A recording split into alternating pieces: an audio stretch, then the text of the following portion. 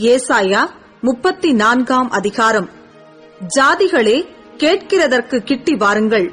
ஜனங்களே, கவனியுங்கள். பூமியும் அதன் நிறைவும் பூச்சக்கரமும் அதில் உற்பத்தியான யாவும் கேட்க கடவது.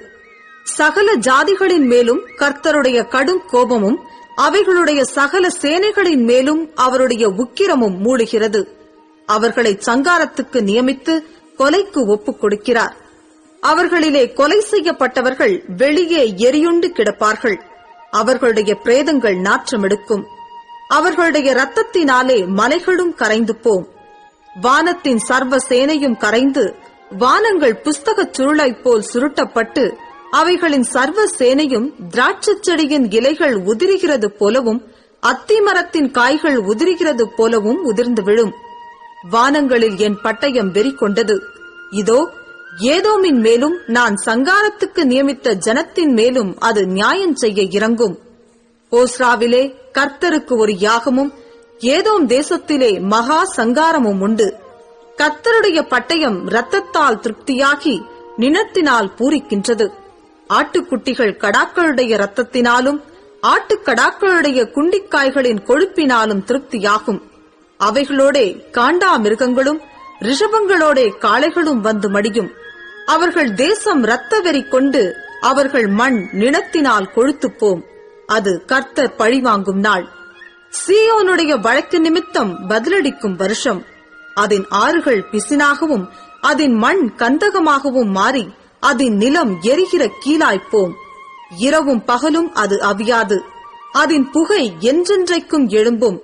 தலைமுறை தலைமுறையாக அது பாழாயிருக்கும். சதா காலமாக அதை ஒருவரும் கடந்து போவதில்லை. நாரையும் முள்ளம்பன்றியும் அதை சுதந்தரிக்கும்.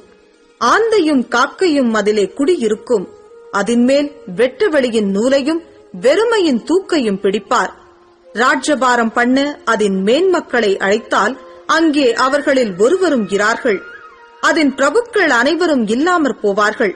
அதன் அரண்மனைகளில் முட்செடிகளும் அதன் கோட்டைகளில் காஞ்சொரிகளும் முட்பூண்டுகளும் முளைக்கும்.